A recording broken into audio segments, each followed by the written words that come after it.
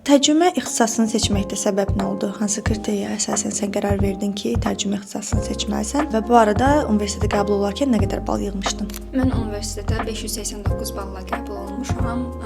Əslində mən hüquq fakültəsi üzrə təhsil almaq istəyirdim, lakin müəyyən qədər balımın çatmaması ilə mən tərcümə ixtisasını seçdim.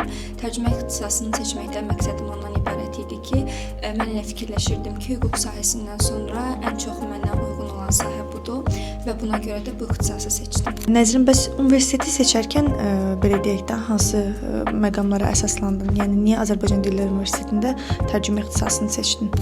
Mən elə fikirləşirəm ki, bizim universitet tərcümə sahəsi və eləcə də ingilis dilinin və digər dillərin tədris olunması sahəsində nömrə 1-dir və buna görə də əsasən bu sahəni seçmişəm və bu universiteti seçmişəm və eləcə də bizim universitetdə həm ikili diplom məsələləri, həm də ki, xaricdə təhsillə bağlı olan məqamlar daha əlçatandır və buna görə də bu universitetin mənə daha uyğun olduğunu fikirləşdim.